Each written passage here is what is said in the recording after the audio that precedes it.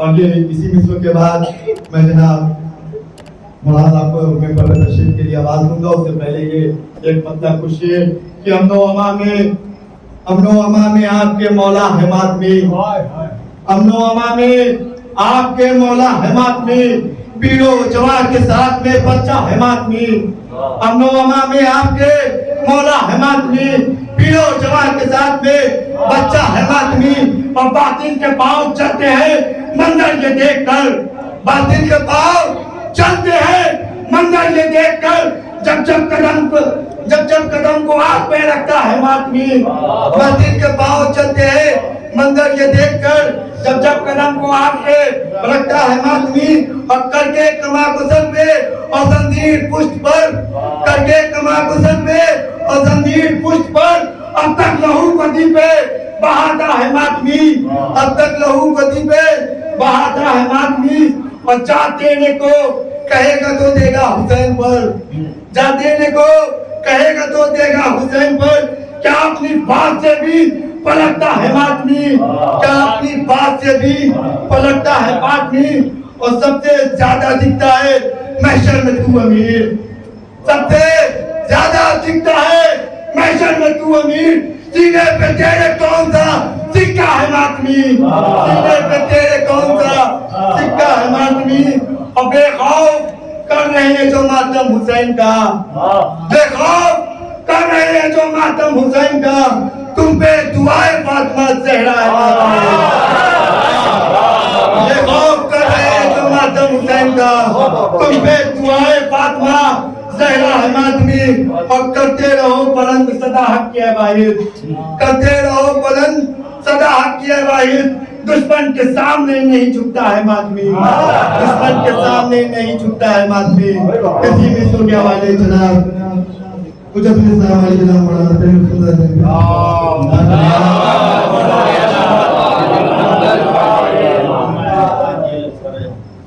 آپ تمام امید و گزارش ہے کہ اندر تشریف لیتے ہیں, جو جگہ خالی ہے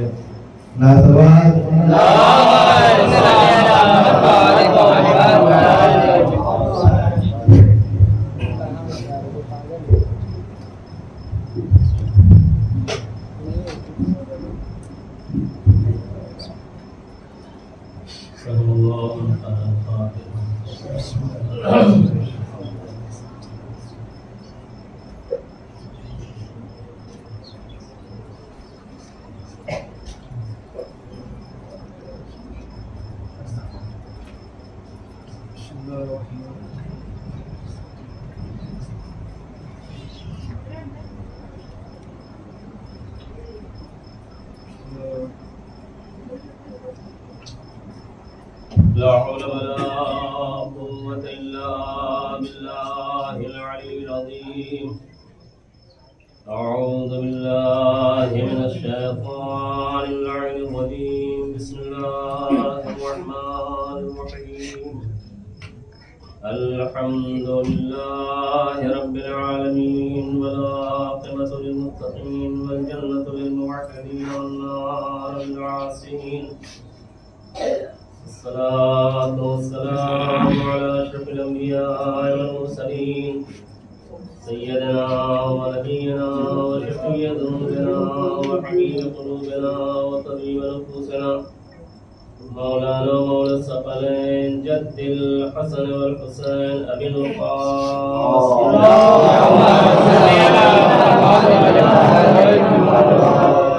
المعصومين, ولعنة الله على أعدائهم وقتلتهم وغاصب حقوقهم أجمعين, من يومنا هذا إلى يوم الدين. أما بعد, فقد قال علي عليه السلام: أول الدين معرفته, أول الدين معرفة الجبار. صلى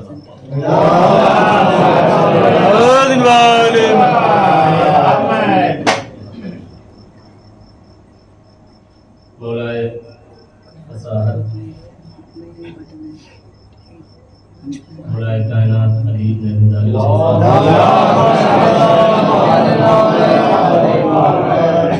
بلاغہ کے پہلے خطبے کا ایک جملہ میں نے آپ کے سامنے پیش کیا ہے، اس کی تلاوت کی ہے، اس کو سرنامہ کلام قرار دے رہا ہوں۔ مولا فرماتے ہیں کہ اول دین معرفت الجبار، دین کا پہلا زینہ اللہ کی معرفت حاصل کرنا ہے، یعنی جو اللہ کی معرفت حاصل کرے حقیقت میں وہی دیندار ہے۔ اس لیے کہ دین کا پہلا زینہ ہے کہ معرفت پروردگار، اللہ کی معرفت حاصل کرے۔ ظاہر سی بات ہے، توحید ایک بہت خشک موضوع جو بہت کم چھیڑا جاتا ہے، لیکن حقیقت دیکھیے تو آل محمد سے یا آل محمد کے چاہنے والے جو ہیں اصل توحیدیہ وہی ہیں۔ اصل توحیدیہ وہ نہیں ہے کہ جو بوریا بستر باندھ کے گاؤں شہر ضلع جاتے ہیں، اصل توحیدیہ وہ ہیں ہی نہیں۔ اس لیے کہ دین کا پہلا جز جو ہے وہ ہے معرفت پروردگار۔ توجہ سنیے گا، انشاءاللہ شاید کچھ مطالب آپ کے سامنے پیش کر سکوں۔ دین کے پہلے زینے کا نام معرفت پروردگار۔ اگرچہ معرفت پروردگار حاصل ہو جائے انسان کو تو وہ دیندار ہے۔ آج دنیا میں کون سا ایسا مسلمان ہے جو یہ نہیں چاہتا کہ ہم کو دیندار کہا جائے؟ مسلمانوں میں ہر طبقہ نماز پڑھ رہا ہے، کیوں؟ تاکہ اس کو دیندار کہا جائے۔ ٹوپی لگا رہا ہے، کیوں؟ تاکہ اس کو دیندار کہا جائے، ہے نا؟ یہ سب چیزیں، یعنی جو بے نمازی ہے وہ بھی یہ چاہتا ہے کہ ہم کو دیندار کہا جائے، بے دین نہ کہا جائے۔ تو ہر انسان کی خواہش ہے کہ اس کو دیندار کہا جائے، وہ دیندار ہو جائے، لیکن سوال یہ پیدا ہوتا ہے کہ دین ہے کیا؟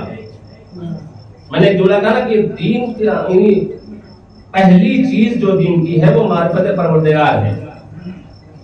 تو دین ہے کیا؟ آج دیکھیے ہمارے نوجوانوں کو مس گائیڈ کیا جاتا ہے کہ اول نماز، اول نماز، اول نماز، اول نماز۔ جب بھی کوئی کام سماج میں کوئی کرنے اٹھتا ہے تو اس کا بازو پکڑ کے یہی کہا جاتا ہے کہ اول نماز۔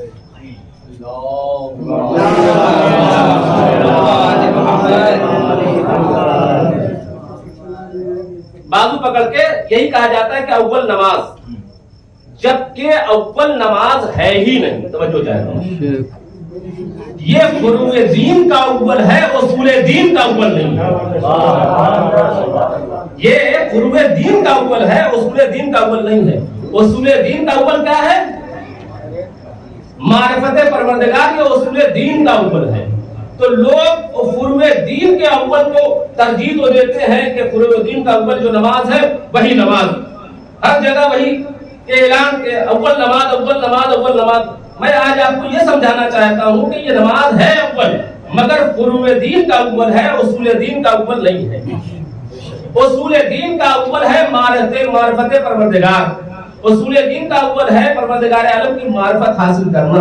تو ذرا گرامی کہنا میں یہ چاہتا ہوں کہ اگرچہ نماز اول ہوتی تو پھر 15 سال کے بعد واجب نہ ہوتی۔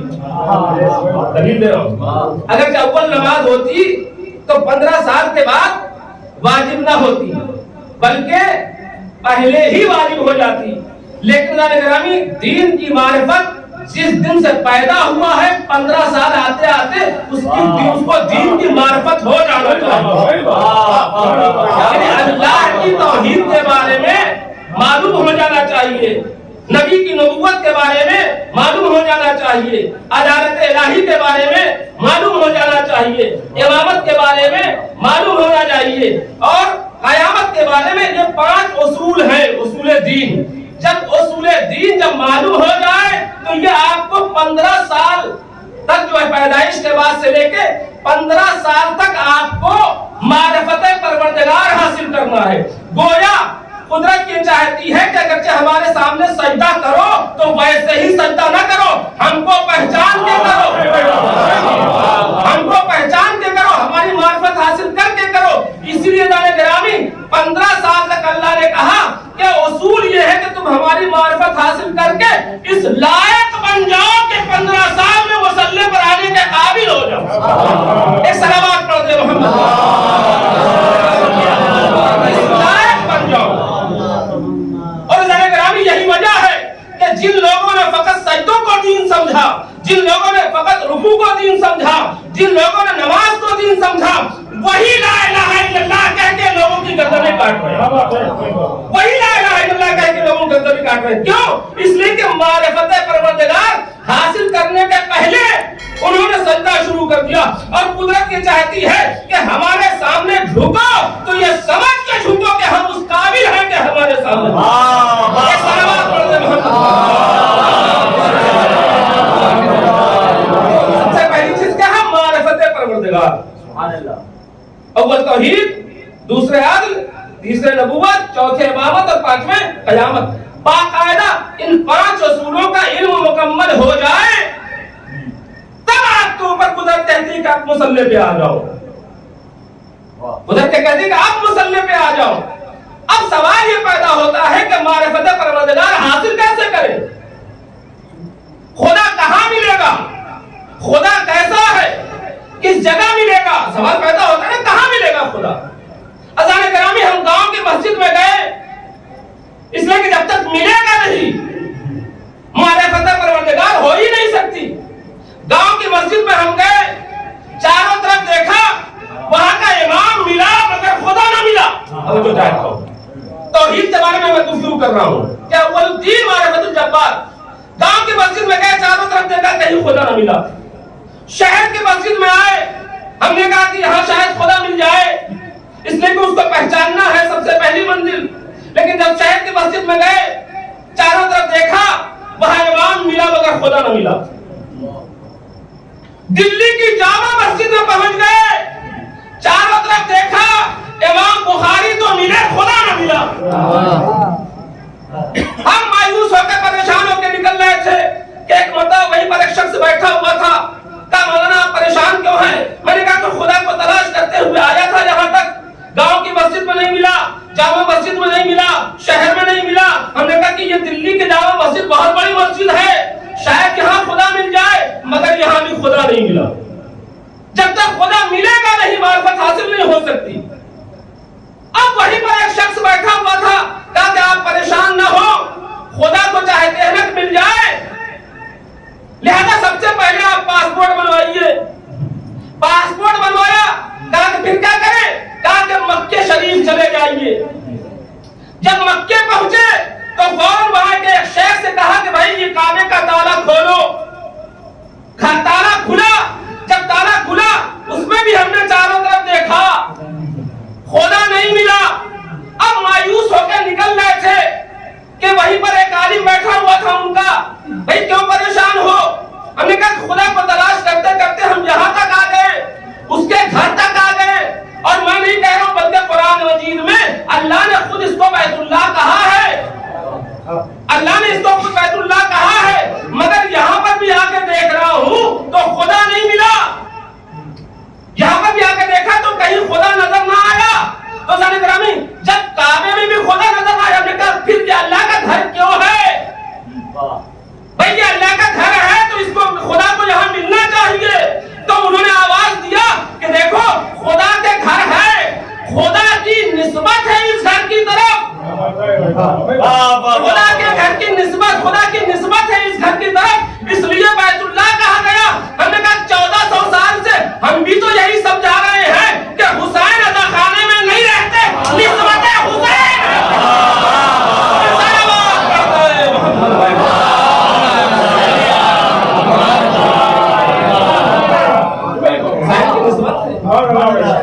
تو خدا کو پہچاننا ہے، ہم کیسے پہچانے؟ وہاں خدا نہیں ملا۔ آخر خدا کو ہم پہچانے کیسے؟ اس لیے کہ وہ دکھائی نہیں دیتا۔ ہمیں مسلمان تم خدا تو مانتے ہو؟ کہا کہ ہاں مانتے ہیں۔ کہا کہ دکھائی نہیں دیتا؟ کہا کہ دکھائی نہیں دیتا پھر بھی مانتے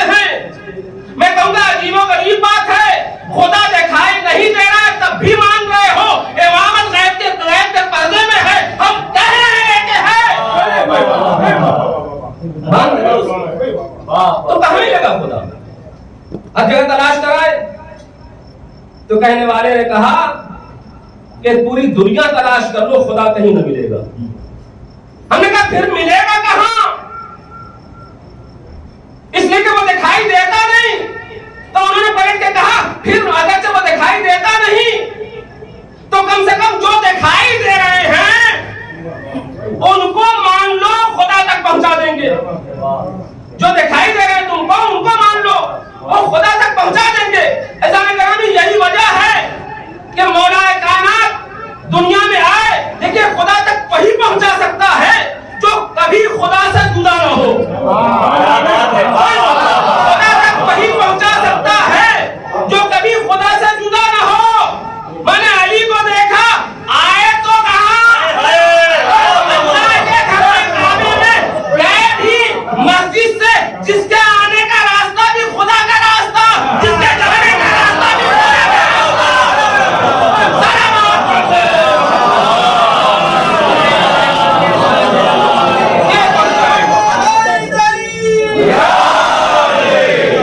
یہ پہنچائیں گے خدا کی طرف, خدا تک یہ پہنچائیں گے, اس لیے کہ یہ کبھی خدا سے جدا نہیں ہوئے. کیسے پہنچائیں گے؟ میں نے کہا پروردگار ہم تجھے پہچاننا چاہتے ہیں, تاکہ ہم دکھائی دینے والی شے نہیں ہے. لہذا اگرچہ ہم کو پہچاننا ہے تو ان 14 کو پہچانو. یہ تم کو ہم تک لے آئیں گے. اس کا مطلب یہ ہے کہ اللہ نے 14 معصومین کو اپنی صفات کا مظہر بنایا, اپنی صفات کا مظہر بنایا, اور مظہر بنا کے کہا کہ اگرچہ مجھ کو پہچاننا ہے تو ان کے صفات کو دیکھتے رہو اور ہم کو پہچانتے رہو. اگرچہ ہمارے کرم کو دیکھنا ہے تو ان کے کرم کو دیکھ لینا, اگرچہ ہمارے رحم کو دیکھنا ہے تو ان کے رحم کو دیکھنا. ان کو پہچانتے رہو گے وہ خدا تک ہم کو پہنچاتے رہیں گے. ایک سلامات پڑھ دیں.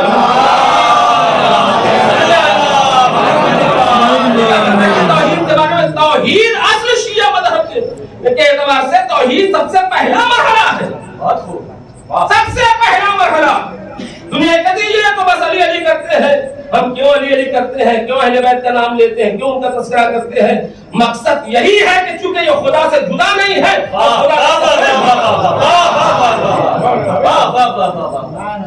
خدا کیا ہے؟ سمیع ہے. سمیع کس کو کہتے ہیں؟ سننے والے کو. اور سامع کس کو کہتے ہیں؟ کیسے خدا تک یہ پہنچائے؟ سنیے, سمیع کے معنی ہے سننے والا. اللہ کو سمیع کہا گیا. اور سامع کا معنی بھی ہے سننے والا. جب سامع کا مطلب یہی ہے سننے والا اور سمیع کا مطلب بھی یہی سننے والا, پھر دونوں میں فرق کیا ہے؟ اللہ تو فرق یہ ہے کہ اللہ سمیع ہے اور ہم لوگ سامع ہیں. فرق یہ ہے کہ جو بغیر کان کے سنے وہ سمیع ہے, کان کے ذریعے سے سنے وہ سامع ہے. صلوات پڑھتے ہیں محمد. تو آل محمد سمیع کے صفات کے مظہر ہے, سامع کے نہیں. آل محمد سمیع کے صفات کے مظہر ہے, سامع کے نہیں. سننے والا ہے وہ, ہے کہ نہیں ہے؟ اچھا, ایک وقت میں کتنے لوگ پکارتے ہیں خدا کو؟ پوری دنیا میں ایک وقت میں نہ جانے کتنے لوگ پکارتے ہیں, وہ سنتا ہے. جو امریکہ میں ہے وہ بھی پکار رہے ہیں, جو لندن میں ہے وہ بھی پکار رہے ہیں, جو پاکستان میں ہے وہ بھی. پوری دنیا کے چپے چپے میں جہاں جہاں لوگ بستے ہیں ایک وقت میں پکارتے ہیں کہ نہیں پکارتے؟ ایک وقت میں پکارتے ہیں اور وہ سب کی سنتا ہے. وہ سب کی سنتا ہے. عزیزان گرامی, جب وہ سب کی سنتا ہے اور اللہ نے علی کو اپنے صفات کا مظہر بنایا ہے, ہم کیسے جانے کہ وہ سب کی سنتا ہے؟ دنیا اعتراض کرتے ہیں علی کو مدد کے لیے کیوں بلاتے ہو, وہ کیا سن لیں گے؟ وہ اللہ کے سمیع ہونے کا مظہر ہے. جیسے اللہ سب کی سن لیتا ہے, یہ بھی سب کی سن لیتے ہیں. اگرچہ سنتے نہ ہوتے تو مدد کے لیے نہ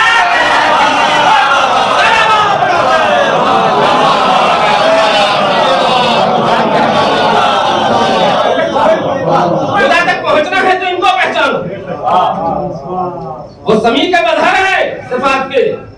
तो दुनिया में जहां जहां अली को पुकारा जाता है, एक वक्त में पुकारा जाता है सबकी मदद कर। अब मुल्ला आगे बढ़ा, तब बात समझ में नहीं आ रही है एक वक्त में कैसे हर जगह पहुंच जाएंगे, कैसे हर जगह पहुंच जाएंगे एक वक्त में। पहली बात तो यही है कि वो अल्लाह के सिफात का मजहर है। जब एक वक्त में वो सबकी सुनता है, सबकी मदद करता है, तो फिर जो सिफात का मजहर होंगे उनके अंदर भी ये खूबी होना चाहिए कि वो सबकी एक वक्त में सुने और मदद के लिए जाए। लेकिन मुसलमान कहता है हलक से बात उतर नहीं रही है, कैसे वो सुन लेंगे अली और सबकी मदद के लिए चले जाएंगे। तो मैंने कहा कि मैं मसला हल कर देता हूँ, ये बताइए मलकुल मौत के ऊपर आपका ईमान है? मलकुल मौत के ऊपर आपका ईमान है कि नहीं है? एक वक्त में पूरा कॉर्पोरेट की पूरी दुनिया में कितने लोग मरते हैं, तो इंसान मरता कैसे है? तो मुल्ला ने कहा कि मरता ऐसे है कि मलकुल मौत उसकी रूह कब्ज कर लेते हैं, इसलिए वो मर जाता है। मैंने कहा कि बात मसला हल हो गया, मसला हल हो गया। एक वक्त में अगरचे नौकर हर जगह पहुंच सकता है,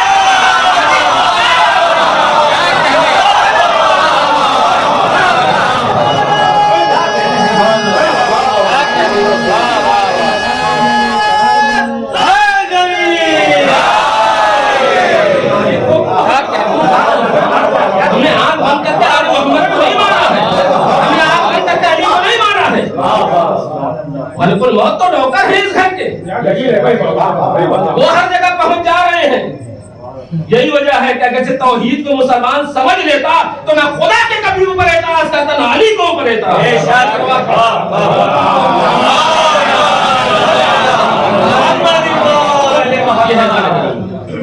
तो तौहीद किसने बताई?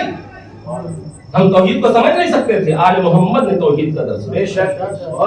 और ये याद रख लीजिए कि जब तक के इमामत और नबूवत को इंसान नहीं पहचानेगा वो खुदा तक नहीं पहुंच सकता, ना खुदा के तौहीद का जो है वो ये मार्फत हासिल कर सकता है। ये जरिया है, तौहीद के तारुफ का ये जरिया है। इन्होंने तारुफ कराया है कि खुदा कौन है, कैसा है, कहां है, वो हर जगह है। तो जानकारा कहने का मकसद ये है कि तौहीद तक पहुंचाने वाले जात आले मोहम्मद की जात है, ज़वात मुक़द्दसा है। ये तौहीद तक पहुंचाएंगे, ये तौहीद तक पहुंचाएंगे। ये सलवात पढ़ दे मोहम्मद।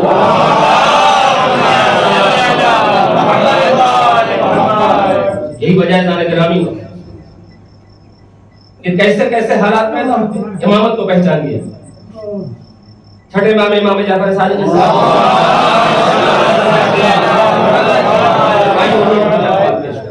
छठे इमाम का दौर कौन था? तौहीद मुफज्जल पूरी मौजूद है कि तौहीद के बारे में किस तरीके से हमारे छठे इमाम ने दर्स दिया है। लेकिन जब इमामत को पहचानेंगे तभी वहां तक पहुंचेंगे। ज़ाहिर गिरामी बात है, करबला के बाद चौथे इमाम, पांचवें इमाम ने बाकायदा मदारिस खोले और गुलामों को खरीद करके उनकी तरबियत की और तरबियत करने के बाद उनको आजाद किया ताकि पूरी दुनिया में ये फैले और तौहीद का परचम बुलंद करे। ये हमारे छठे इमाम ने, यानी वाक़या करबला के बाद जो इमाम का सबसे मुहिम काम था वो यही था कि लोगों को ये अकीदे की इस्लाह करना। और ऐसे हालात पैदा हो गए थे हमारे छठे इमाम इमाम जाफर सादिक हुकूमत अपना काम कर रही थी, इधर अहले बैत की तरफ से वो मुंह मोड़े हुए थे। अहले बैत को बेहतरीन मौका मिल गया कि दीन की तबलीग करें और हकायक को पेश करें। हज़ार गिरामी ऐसे हालात पैदा हो गए थे कि लोग चाहने वाले आए इमाम के पास और आने के बाद कहा कि मौला आप क़याम कीजिए, आप क़याम कीजिए, हम लोग आपका साथ देने के लिए तैयार हैं, बस आप हुकूमत के लिए तैयार हो जाइए। हज़ार गिरामी अबू सलमा एक इमाम का चाहने वाला इमाम के पास खत लिखता है और खत में वो लिखता है यही बातें कि मौला आप क़याम कीजिए, बहुत चाहने वाले आपके हाजिर हैं। तो इमाम ने पढ़ा, पढ़ने का फाड़ दिया, लाने वाले ने संभाल दिया। मौला को आपको लिखा था, उनके लिए कहा आपको जवाब के बजाय फाड़ दिया कि ये फाड़ना ही जवाब है। ہم یہ بتانا چاہتے ہیں جانے کی حکومت کی شد باقی ہے. اسے کہا آپ نے جواب دے کر کو پھاڑ کہا کہ پھاڑ ہی جو ہے کہا مولا ہم سمجھے نہیں کہ اگرچہ حکومت ہے تو یہ ختم، اگرچہ حکومت ہے تو شیعت ختم ہو جائے گی، لہذا شیعت کو نہیں رکھے حکومتیں تو نہیں رہے گی. یہ باتیں آپ کے بابے سعادت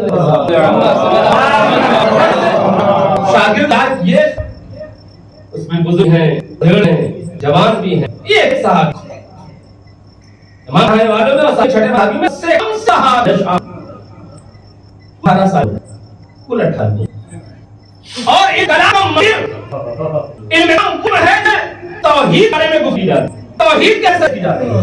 18 سال کا جب شام چھٹا پھر اصحاب بیان بیٹھے کہ شام بتا کے مولا بڑے لوگ اس بات کھڑے ہو گئے. بے شام ایک مرتبہ امام شام جو مولا تم نے کہا آنے سے ذرا بوسا دیکھو کیسا حال ہونا ہے. سنا ذرا اس مناظرے کو آج سامنے لگائی کہا تو حکم رہا ہوں، حکم دے رہا ہوں سب کو ویسا مناظر میری طرف سے کہا اللہ تھا اس کے بعد بہت نصیحت ہے اور مسجد ہے وہ دیتا ہے. ہم پر ملی تو ہم گئے بصرہ گئے معلوم ہوا کہ اور وہ حضرت کے بعد درس کا سلسلہ ہے وہ سوال ہے وہ جواب ہے واقعہ کہا میں بھی آگے گیا. مگر ایک بات یاد رکھیے فقط ہم نے جو ہے امام کے نہیں ہوتے آپ جب کہ آپ کے چاہے ہیں تو بخود آپ کی طرح ہوتا رہا اور آپ خوش جواب یہ تو پڑھنا ایک وسیلہ ہے اصلا یہ بات دل بات ہے. ہاں کیا کہ وہ بات سوال ہو رہا سب کا چہرہ تبھی آ گیا کہا کہ مجاہد ہے حاصل سوال تو عمر ابن عبیدہ نے کہا کہ بالکل. کہا کہ اچھا یہ بتائیے کہ آپ کے پاس آنکھ ہے؟ تو اس نے کہا کہ یہ بھی عجیب و غریب سوال ہے.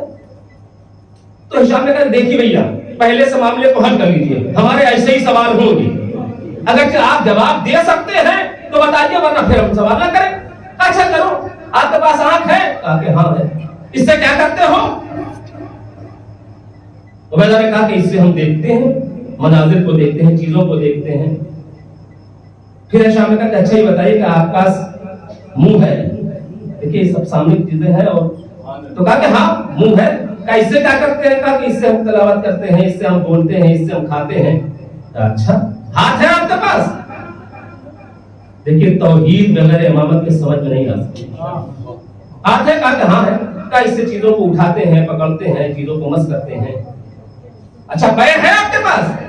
کہا کہ ہاں پیر بھی ہے.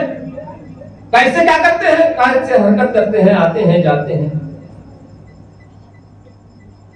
اچھا آپ یہ بتائیں کہ آپ کا دل ہے؟ کہا کہ ہاں دل بھی ہے. اس سے کیا کام لیتے ہیں؟ کہا کہ جب یہ اعضاء و جوارے چاہے وہ ہاتھ ہو پیر ہو آنکھ ہو ناک ہو زبان ہو جب یہ اعضاء و جوارے شکوک و شبہات مبتلا ہوتے ہیں تو دل کی طرف رجوع کرتے ہیں اور یہ دل کا کام ہوتا ہے کہ شک و شبہات کو دور کر دیتا ہے. شک و شبہات کو دور کر دیتا ہے. تو ایک مرتبہ ہشام کہتے ہیں کہ یہ چھوٹے سے جسم کے اندر اگرچہ شک و شبہات پیدا ہوتے ہیں تو دل رہنمائی کرتا ہے اور شک و شبہات کو دور کر دیتا ہے. تو اب اگرچہ کائنات کے سلسلے میں اور شریعت کے سلسلے میں شک و شبہ ہو تو کوئی ایسا نہ ہو کہ اس کو دور کرنے والا ہو اور جو دور کرنے والا ہوتا ہے وہی وقت کا امام ہوتا ہے.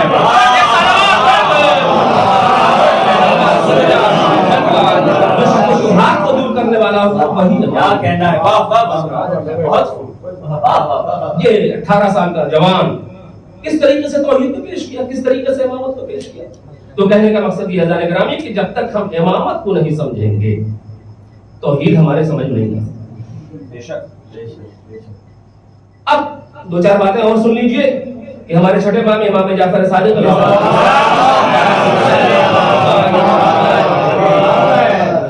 نے کس طریقے سے توحید کو پیش کیا. اور ایک جملہ ہم نے شروع میں کہہ دیا کہ جو توحید ہمارے پاس ہے وہ دنیا میں کسی کے پاس نہیں. کیوں؟ اس لیے کہ توحید کو سمجھانے والے ہمارے پاس معصوم ہیں. جو توحید ہمارے پاس ہے کسی کے پاس نہیں ہے. اس کی وجہ کیا ہے علت کیا ہے سبب کیا ہے کہ دوسروں کے پاس وہ توحید نہیں ہے جو ہمارے پاس ہے، اور اصل توحید یہی ہے جو ہمارے پاس ہے اور امام معصومین نے دیا ہے۔ اس کی وجہ کیا ہے؟ فرانس کا ایک بہت بڑا مفکر وہ یہ بات کہتا ہے کہ دنیا میں جتنے مذاہب ہیں، غور سے سنیے گا، دنیا میں جتنے مذاہب ہیں ہر مذہب کا رشتہ خدا سے کہیں نہ کہیں جا کے آخر میں ٹوٹ گیا۔ ہر مذہب کا رشتہ آخر میں کہیں نہ کہیں جا کے خدا سے ٹوٹ گیا ہے، ربط ٹوٹ گیا۔ اس نے مثال دیا، مثال کے طور پہ یہودی جناب موسیٰ کو ماننے والے ہیں، مگر موسیٰ کے بعد ان لوگوں نے عیسیٰ کو نہیں مانا، جس کی وجہ سے ان کا سلسلہ، توجہ چاہتا ہوں، خدا سے ٹوٹ گیا۔ عیسائیوں نے جناب عیسیٰ کو مانا، مگر جناب عیسیٰ نے جس کو کہا اس کو نہ مانا، لہذا عیسائیوں کا بھی رشتہ خدا سے آخر میں جا کے ٹوٹ گیا۔ اب ایک امت بچی محمد مصطفیٰ صلی اللہ علیہ وسلم، مسلمانوں نے ان کو تو مانا، مگر ان کے بعد ان کی نہ مانا اور اپنی طرف سے غیر روحانی پیشوا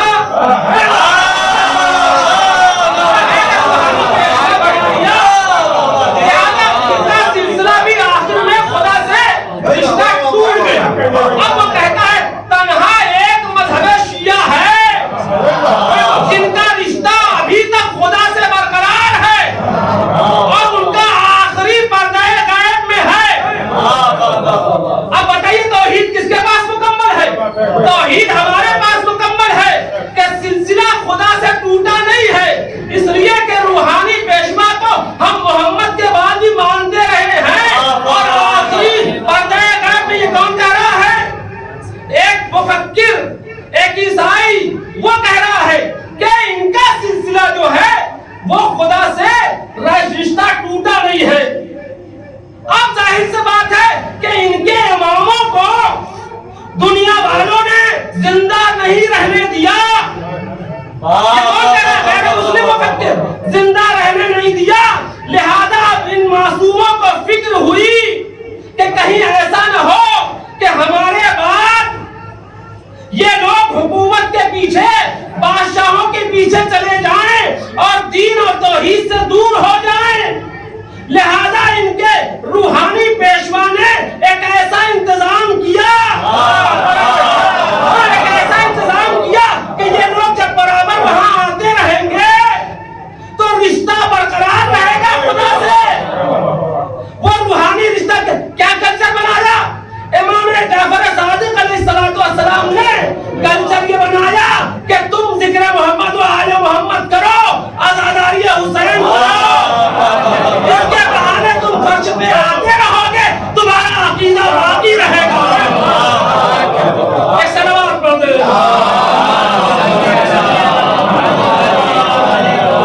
ابھی تک اللہ سے وہ رشتہ ٹوٹا نہیں ہے، تو اس کا مطلب یہ ہوا کہ اگرچہ ان سے ہمارا رشتہ برقرار رہے گا تو خدا سے بھی ہمارا رشتہ برقرار رہے گا۔ یہ مجلسیں جو ہم آپ کر رہے ہیں یہ کس کی دین ہے؟ کیا جو مجلسوں کا طریقہ ہمارے اور آپ کے رائج ہے یہ کس نے کلچر دیا ہے؟ یہ ہمارے چھٹے امام جعفر صادق علیہ السلام۔ تاریخ اٹھا کے پڑھیے کہ باقاعدہ جب بنی امیہ کا دور ختم ہو گیا اور اولاد مروان کا بھی خاتمہ ہو گیا تو بنی عباس آئے، اور بنی عباس جب آئے ہیں تو ان لوگوں نے ڈھونگ یہ رچا کہ خون حسین کا ہم کو بدلہ لینا ہے، اس لیے کہ جو انتقام کی آگ ہمارے سینے میں بھڑک رہی ہے، جب تک کہ ہم ان کو تحت دیکھ نہیں کریں گے ہم کو سکون نہیں ملے گا۔ لہذا ڈھونگ رچا اور رچنے کے بعد باقاعدہ انہوں نے جھنڈا نکال دیا اور آواز بلند کہ یا سارات الحسین، ہم حسین کے خون کا بدلہ لیں گے۔ کون؟ بنی عباس۔ بنی عباس ظاہری طور سے وہ آ گئے تھے امام کے پاس، لیکن حقیقت میں وہ شیعہ نہیں تھے، ڈھونگ رچا۔ عزیزان گرامی، یہ تاریخ اگرچہ ہم آپ سنیں تو ہم بھی اس تاریخ کے پس منظر میں اپنا جائزہ لیں کہ ہم بنی عباس والے شیعہ ہیں یا امام جعفر صادق والے شیعہ ہیں۔ اس لیے کہ ہمارے یہاں بھی جذبات میں بہت کچھ ہو رہا ہے، اور جذبات کا تعلق شیعہ سے نہیں ہے، جعفریت سے نہیں ہے، ورنہ ان لوگوں نے باقاعدہ جب یہ آواز بلند کیا کہ ہم پورے حسین کا بدلہ لیں گے، اور ہمارے چھٹے امام کو جب یہ خبر ملی کہ باقاعدہ یہ جھنڈا بلند کر دیا ہے اور یہ لوگ نعرہ بلند کر رہے ہیں، تو باقاعدہ عباس کو بلایا اور بلا کیا نعرہ بلند کہا کہ ہم اب بچ نہیں پائے، ہم پورا کا بدلیں گے۔ سینے میں اپڑ کر رکھا، جب یہ کہا کہ ایک جملہ، اچھا بنی عباس کا شیعہ میں لوگ بلایا، تم سے تو امید نہیں عباسیوں کے تلے آ گئے، تم ان کے پرچم کے تلے کیوں آ گئے؟ یہ اب جگہ انتقام کی آگ بھڑی ہے، انتقام لینا چاہے، اس لیے کہ برداشت ہوا ہے۔ امام نے کہا کہ اچھا انتقام لینا کیوں ہے؟ یہ عزاداری کیا ہے؟ بس میں یہ آج دنیا عزاداری پیچھے پڑی ہے، پڑی ہے۔ میں نے کہا کہ انتقام لینا چاہتے ہو، سب سے پہلے سب ہاتھوں میں تلواریں، سب نہ تلواریں، اور کہ سب ہو جاؤ۔ اس طریقے کی دوشن بات ہے، رکھو اور سب کھڑو سے ہو گئے امام کے ماتم، سینہ لے آؤ ماتم کرو، جو ماتم کرنے جا تو امام پورے ملک کے در آئے، آنے کے دو ہاتھ سقیدہ سے پیمان کیا کے بعد ہے ختم۔ اب وہ پاک وجبہ جو جن میں امام جہاں رہی تھی ان لوگ ماتم کا شروع کرتے امام کے مطابق، اب پورا امام ماتم رہا ہے۔ اب امام نے کہا تم لوگ من کرتے ہیں، ابھی فیصلہ ہے واپس، اب ہم کر گئے کوئی تقاضا ساتھ تو کیا دے سب من کر رہے سب ماتم میں ہے۔ امام نے کہا کہ ماتم کو جب سے ماتم رویا، آپ نے کہا یہ بتاؤ کہ تمہارا کیا ہے؟ تو بولا کہا تمہیں بہت سکون مل رہا، مولا سکون مل رہا۔ امام نے کہا بس تم کی آنکھ سے بھڑک رہی ہے تو تاننا ہونا، بس کرتے رہنا پوچھتا ہے۔ عزامی امام فلسفہ دے کے ایک بڑا مسئلہ کر دیا، اگر ہم نے یہ نہ رہا آج میں کوئی کیا ہوتا ہے، اس وقت امام ایک بڑا احتیا تلوار دبا ہاتھ و سیدھے گیا جس کی وجہ سے نہیں ہے۔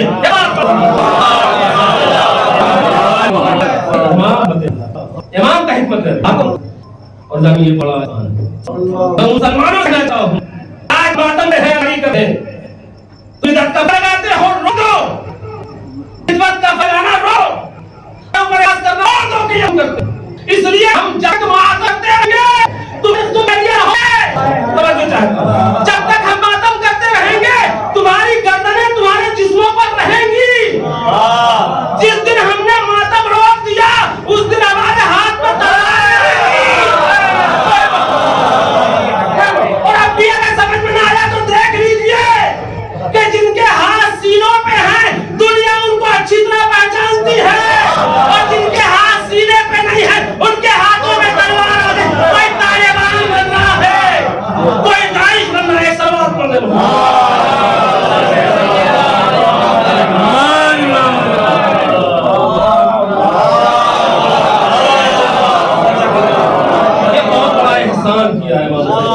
جناب امام صادق نے، ورنہ آج اگر ہمارے ہاتھوں میں تلواریں ہوتی تو سوائے قتل و غارت کی امام نے کہا نہیں تمہارا کام تلوار کھانا ہے،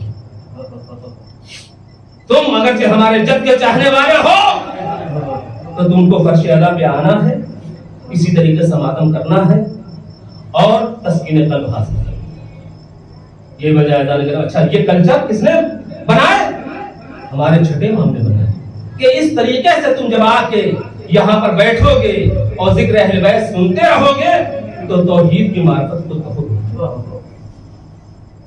اس کے بعد ظاہر سی بات ہے کہ امام جانتے تھے کہ ہمارے چاہنے والے، ہم ظاہری طور سے نہیں رہیں گے تو ہمارے چاہنے والے ہجرت کریں گے، ادھر ادھر جائیں گے، لہذا ان کا اس کا بھی انتظام کر دو کہ یہ اپنے شیعت کے اوپر باقی ہے۔ اس کے لیے مجلس کا اہتمام کیا اور امام نے فرمایا کہ دیکھیے پہلے یعنی جب چھٹے امام کے پہلے جو ہے جو علم ہمارے بنایا جاتا تھا وہ جھنڈے کی شکل کی تاریخ ہے، झंडे की शक्ल होती थी, उसमें पंजा नहीं होता। लेकिन जो इमाम छठे इमाम ने कल्चर दिया, कहा कि तुमको ऐलान करने की जरूरत नहीं है, मीडिया की तुमको जरूरत नहीं है, बस अपने घर पर अलम लगा देना और पंजे के साथ लगाना, खुद ब खुद लोग देखेंगे और आ जाएंगे कि यहाँ पर जिक्र अहले बैत है। लेकिन पंजे का फलसफा क्या? पंजे का फलसफा यही है कि यह पंजा इस बात को बताता रहेगा कि आओ आओ यहाँ जिक्र हुसैन हो रहा। एक सलावत पढ़ते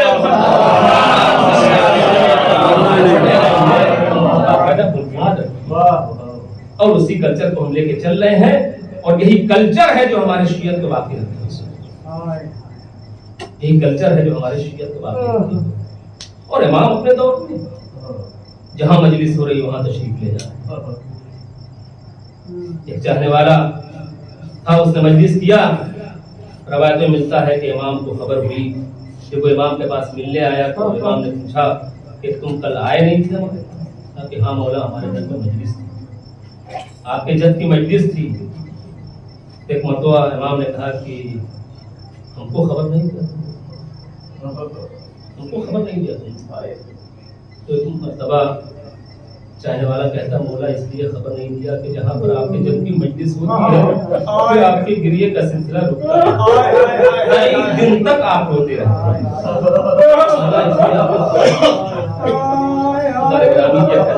हमारे छठे इमाम ने फरमाया कि तुमने खबर नहीं दी, मगर मैं था मजलिस में। मौला आप मजलिस में आए थे? कहा कि जहाँ मेरे जद की मजलिस हो वहां पहुंचू। आप आए थे? कहा कि हाँ मैं गया था। कहा मौला कहीं नजर तो नहीं आए? कहाँ थे आप? कहा कि वहां बैठा था जहाँ वहां बैठा था जहाँ पर अज़ादार। मौला क्यों नहीं अंदर आ गए? कहा कि मेरी जद्दा मालिदा मेरी दादी फातिमा बैठी हुई थी, मेरे बुजुर्गान बैठे हुए थे, एहतराम माने था इसलिए हम नहीं गए। ग्राम की किस तरीके से हमारे छोटे इमाम ने अज़ादारी की बुनियाद रखी, बुनियाद क्या बल्कि उस कल्चर को आगे बढ़ाया, एक सकाफत तैयार किया और उसके जरिए से मजलिसों का इनेकाद करते थे। ग्रामी रवायतें उठा के पढ़िए, आपको मिलेगा कि अबू बसीर कहता है कि हमको पता लगाना होता था कि मुहर्रम का चांद नमूदार हो गया है, तो हम आसमान पे चांद देख के नहीं पता लगाते थे कि मुहर्रम का चांद निकल आया है। बस इमाम जाफर सादिक के घर से रोने की आवाज होती थी तो हम समझ जाते थे कि मुहर्रम का चांद।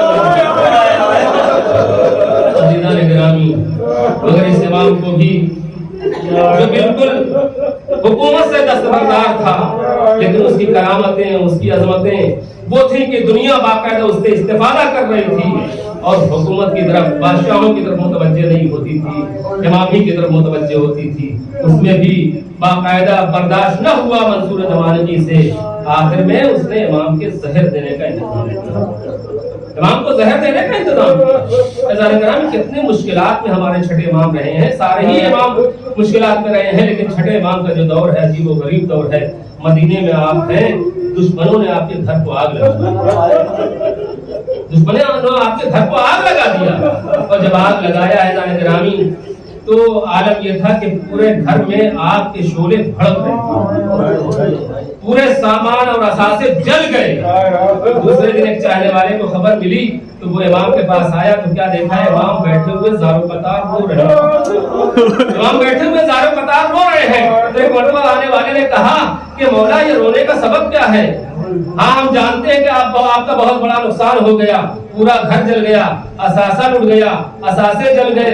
कहा कि मेरे चाहने वाले हम घर के जलने पर नहीं रो रहे हैं, हम असासे के लुटने पर नहीं रो रहे। कहा मौला फिर ये क्यों रो रहे हैं? कहा कि मैं इस बात पे रो रहा हूँ, इस बात पे रो रहा हूँ कि जब हमारे घर में आग लगी तो हमने अपनी बीवियों को देखा, कभी दाहिने भाग कभी बाएं भाग रही है। ये मदीने में जब आग लगी तो मैंने ये मंजर देखा, अल्लाह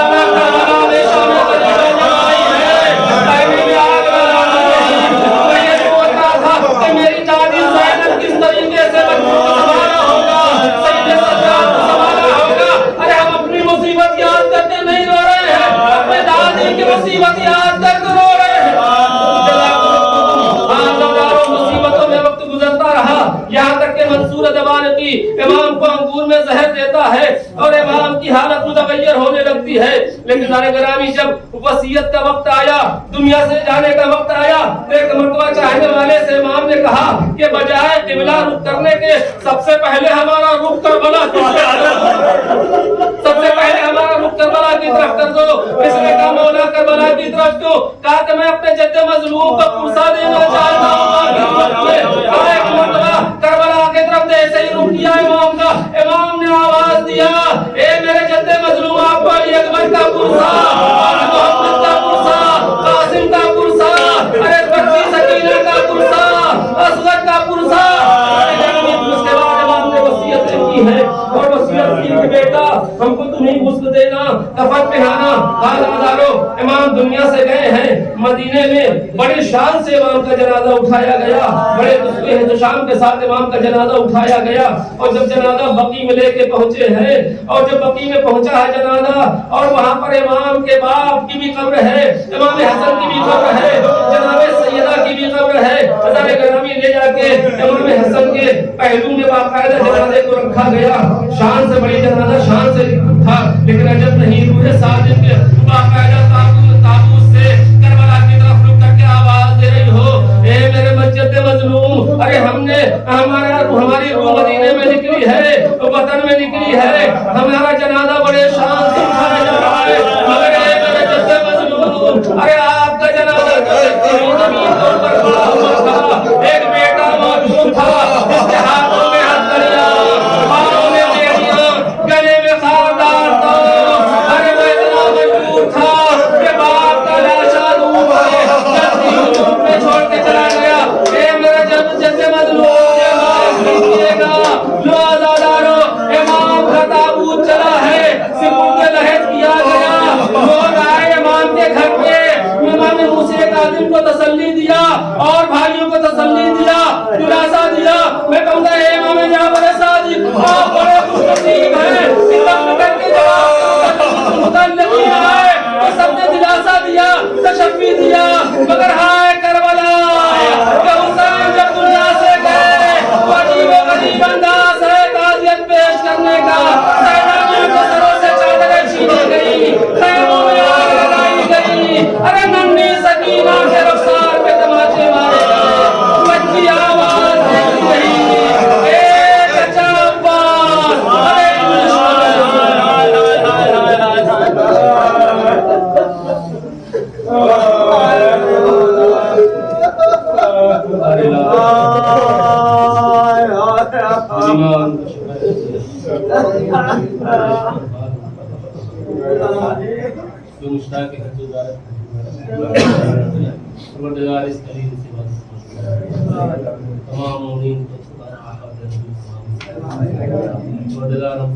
तमाम